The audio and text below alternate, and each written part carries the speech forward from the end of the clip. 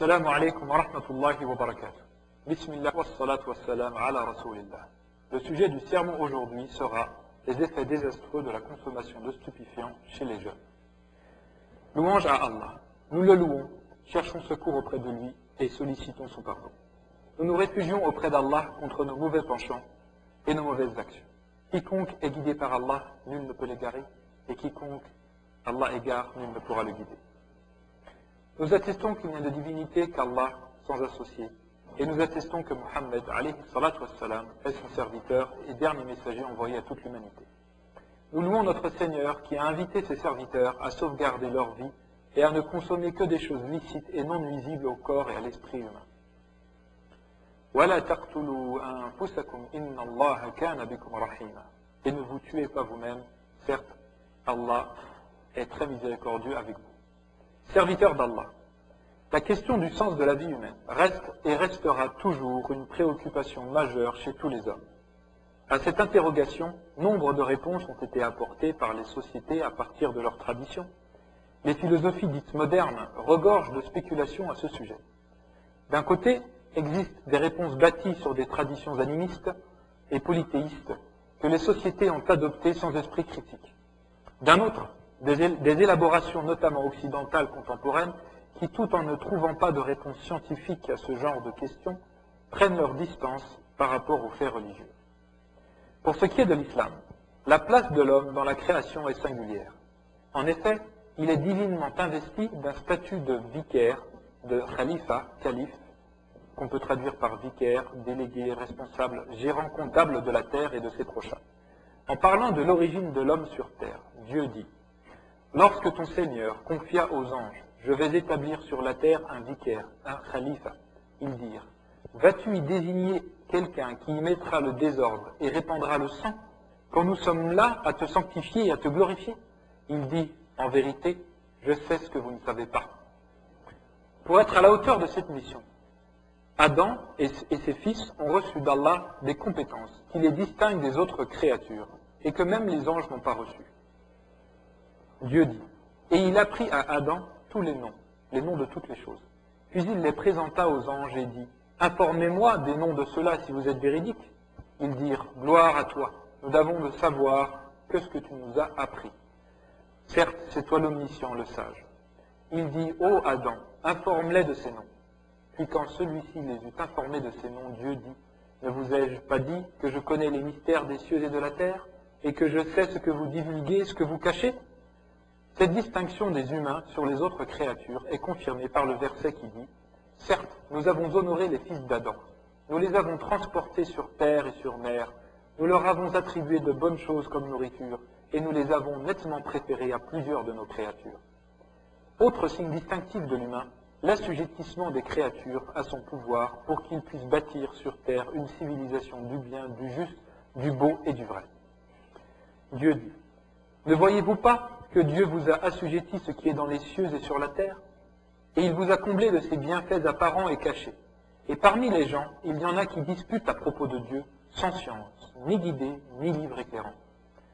Sous cet angle, toute conception extrême de l'homme dans le sens de sa divination ou de sa banalisation est exclue. L'homme n'est ni maître possesseur de la nature, comme le prétend la vision cartésienne par exemple, avec tous les excès notamment environnementaux qui en ont découlé, ni une simple composante de la création qu'on peut même sacrifier aux fausses divinités pour obtenir la satisfaction d'un besoin ou éviter leur colère. Ainsi, dans l'islam, l'homme est une créature dotée de raison et de liberté, et pouvant par conséquent atteindre les sommets de la grandeur spirituelle ou dégringoler vers une déchéance à nulle pareille. Le Coran dit à ce propos, par le figuier et l'olivier, et par le mont Sinin, et par cette cité sûre, nous avons certes créé l'homme dans la forme la plus parfaite. Ensuite, nous l'avons ramené au niveau le plus bas, sauf ceux qui croient et accomplissent les bonnes œuvres. Ceux-là auront une récompense jamais interrompue. Sont réunis en cet être humain grandeur et fragilité. Pour ne pas le laisser mettre ses possibilités au service d'une autre vocation que l'adoration, c'est-à-dire au service du Seigneur par la bonne action, Allah a réalisé la promesse faite à Adam à sa sortie du paradis d'envoyer à sa descendance des signes, des messagers et de leur révéler des livres pour les guider et leur permettre de retrouver le chemin du paradis. Dieu dit, il dit, descendez d'ici. Il parle à Adam et Ève. Descendez d'ici, vous serez tous avec vos descendants ennemis les uns des autres. Puis, si jamais un guide vous vient de ma part, quiconque suit mon guide ne s'égarera ni ne sera malheureux. Et quiconque se détourne de mon rappel mènera certes une vie pleine de gêne, et le jour de la résurrection, nous l'amènerons aveugle au rassemblement. Il dira, ô mon Seigneur, pourquoi m'as-tu amené aveugle alors qu'auparavant je voyais? Dieu lui dira, de même que nos signes t'étaient venus, de même que nos enseignements t'étaient venus, et que tu les as oubliés, ainsi aujourd'hui tu es oublié. Ainsi sanctionnons-nous l'outrancier qui ne croit pas aux révélations de son Seigneur, et certes, le châtiment de l'au-delà est plus sévère et plus durable. Dans le cadre de la signification coranique du statut de l'être humain et de sa mission sublime et périlleuse, il n'y a place à rien qui puisse détourner celui-ci de cette noble vocation de khalifa, de calife sur terre. Toute l'énergie de ce khalifa, de ce vicaire, devant être orientée vers la réalisation du bien et la lutte contre le mal, tout le contraire de la vision pessimiste des anges qui dirent « Vas-tu y désigner quelqu'un qui y mettra le désordre et répandra le sang quand nous sommes là à te sanctifier et à te glorifier ?» Même si certains se laisseront piéger par le clinquant de ce monde, d'autres serviteurs s'efforceront de réaliser le bien sur terre en tirant leur abnégation de versets qui leur rappellent leur véritable vocation. Dieu dit, « Béni soit celui dans la main de qui est la royauté et il est omnipotent. Celui qui a créé la mort et la vie afin de vous éprouver et de savoir qui de vous est le meilleur en œuvre, et c'est lui le puissant, le pardonneur. » Il dit également qu'il soit exalté et glorifié. Nous avons placé ce qu'il y a sur la terre pour l'embellir, afin d'éprouver les hommes et afin de savoir qui d'entre eux sont les meilleurs dans leurs actions. Puis nous allons sûrement transformer sa surface en sol aride. Ce rôle sublime de lieutenance et de vicariat ne peut nullement s'accommoder de consommation de stupéfiants, drogues et substances similaires qui lui ôtent progressivement ses capacités de réflexion, sa faculté de jugement et de discernement, voire sa vie. Ces stupéfiants s'emparent de l'individu et le rendent incapable de bien accomplir le divin mandat qui lui est confié. Sous le joug de la drogue, l'individu ne peut que transgresser et trahir sa mission originelle. Comment un humain ainsi prisonnier de telles substances peut-il échapper à leurs effets néfastes à tout point de vue et être le levier du bien et de la justice sur terre comme le Coran l'enjoint au prophète Daoud? Ô David, nous avons fait de toi un calife sur la terre. Juge donc en toute équité parmi les gens et ne suis pas leur passion. Et ne suis pas la passion, sinon elle t'égarera du sentier de Dieu. Car ceux qui s'égarent du sentier de Dieu auront un dur châtiment pour avoir oublié le jour des comptes. Les stupéfiants constituent la mère des péchés, en ce qu'ils prennent possession du consommateur et lui font perdre toute notion de pudeur et de limite. La transgression de toute limite devient la règle chez les drogués sous l'emprise de l'addiction. Ils deviennent dangereux pour eux-mêmes, leur famille et toute la société, notamment quand ils sont en état de manque. Ils ont toujours plus besoin de produits, plus besoin d'argent, et ont tendance de plus en plus à se cacher et à être des humains asociaux. Dès lors, point de surprise que Satan incite les humains à s'enivrer, quelle que soit par ailleurs la nature ou le nom du produit qui enivre et que le Coran appelle khamr. Le khamr est donc une des redoutables armes de Satan dans ses incessantes tentatives de détourner le serviteur de son Seigneur. Allah Azza wa Jal dit dans le Coran al-Karim, « Ô les croyants, le vin, le jeu de hasard, les pierres dressées, les flèches de divination ne sont qu'une abomination, une œuvre du diable. Écartez-vous-en afin que vous réussissiez. Le diable ne veut que jeter parmi vous, à travers le vin et le jeu de hasard, l'inimité et la haine, et vous détournez d'invoquer Dieu, vous détournez de l'évocation de Dieu, du rappel de Dieu et de la prière. Allez-vous donc y mettre fin? Allez-vous donc y mettre fin? Toutes ces incidences sont bien entendu en contradiction avec les exigences spirituelles, morales et comportementales du musulman. La consommation de stupéfiants constitue, sans nul doute, un obstacle robuste sur le chemin du musulman. Pourtant, ce dernier devrait assumer ses devoirs islamiques, tant au plan individuel, communautaire, que du point de vue du rôle qu'il doit jouer pour la Ummah, pour que la Ummah, la communauté musulmane, à son tour, joue son rôle de témoin et puisse commander le bien et interdire le mal sur terre.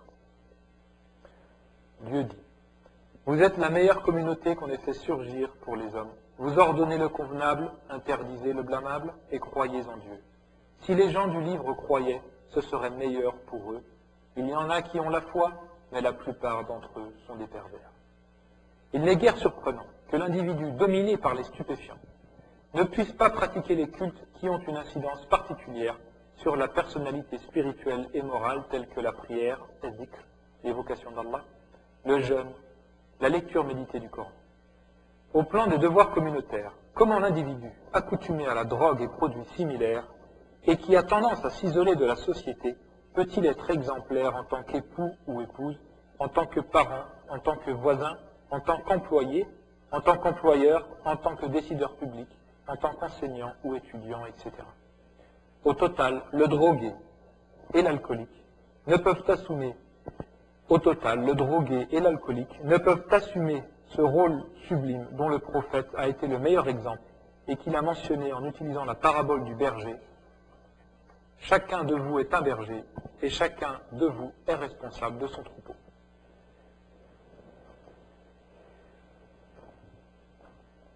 Louange à Allah, que ses bénédictions et salutations soient sur le prophète, alayhi salatu wassalam. Au demeurant, les enseignements islamiques sur la proscription des stupéfiants ne sont pas seulement motivés du point de vue des devoirs vis-à-vis d'autrui. Ils concernent aussi le devoir à l'égard de soi-même. Maints versets interdisent la destruction de sa propre vie ou des membres de son corps, ou sa faculté de raison, comme le fait la drogue. En effet, le corps, dans toutes ses composantes, est un dépôt divin, d'où l'interdiction du suicide. Dieu dit, « Ô les croyants, que les uns d'entre vous ne mangent pas les biens des autres illégalement, mais qu'il y ait du négoce entre vous par consentement mutuel. Et ne vous tuez pas vous-même. Dieu, en vérité, est miséricordieux envers vous. Et quiconque commet cela par excès et par iniquité, nous le jetterons au feu. Voilà qui est facile pour Dieu. » Passant un jour devant un groupe de compagnons, le prophète les entendit discuter sur les voies et les moyens de s'élever spirituellement et tenir les propos suivants. L'un était de l'avis qu'il valait mieux ne pas se marier, l'autre qu'il fallait prier toute la nuit, etc. Le prophète leur dit, « Ton corps a un droit sur toi, tes yeux ont un droit sur toi, etc. » Hadith rapporté par Muslim. La frange de la société la plus menacée par les dégâts des stupéfiants est sans aucun doute la composante juvénile. Ce qui se comprend du point de vue de leur fragilité et de leur propension à tout imiter et à se tester à partir de la puberté notamment. Cependant, les jeunes musulmans ont suffisamment de modèles dans le Coran, de personnages dont les hauts faits prouvent la lucidité et leur refus de se laisser aller à la perdition. Rappelez-vous l'exemple de Joseph, le prophète Youssouf, alayhi salam, qui refusa de tomber dans le péché de chair et qui fut un bel exemple de responsable public en termes de compétences et de gestionnaire d'une probité irréprochable. Rappelez-vous également l'exemple des jeunes de la caverne qui ont quitté une contrée dominée par le paganisme. Rappelez-vous ces jeunes compagnons, hommes et femmes qui se sont engagés dans l'islam avec dévouement. À l'exemple de Mus'ab ibn Umayr, le premier prédicateur et enseignant envoyé par le prophète à Yathrib, future Médine, alors qu'il n'était âgé que d'une vingtaine d'années. Les jeunes musulmans savent que le potentiel de cette étape sensible et fragile de la vie est un précieux dépôt d'Allah, à ne pas gaspiller, et pour lequel ils rendront des comptes. À propos de cette force juvénile, le Coran dit, « Dieu, c'est lui qui vous a créé faible, puis après la faiblesse, il vous donne la force, puis après la force, il vous réduit à la faiblesse et à la vieillesse. Il crée ce qu'il veut et c'est lui l'omniscient, l'omnipotent. » Le prophète, à travers maintes recommandations, a attiré notre attention sur tout le profit qu'on doit tirer de la jeunesse. Tire bénéfice de 5 choses avant 5 choses. Ta vie, ta mort, ta santé avant ta maladie, ta vie avant ta mort, ta santé avant ta maladie, ta disponibilité avant ton indisponibilité, ta jeunesse avant ta vieillesse, ta richesse avant ta pauvreté. Hadith rapporté par Al-Hakim. Mais pour motiver qu'ils soient et désireux de respecter la morale islamique en matière de drogue, ils doivent être protégés par leurs parents et toute la société. Dans ce cadre, il importe que toutes les composantes de la société jouent leur rôle. Les savants de l'islam, au niveau de la sensibilisation et de la prédication. Les parents au niveau de l'éducation et de la protection du foyer. Les responsables publics par rapport au contrôle des stupéfiants dans le pays, mais aussi au niveau de la récupération et du traitement de ceux qui sont en dépendance.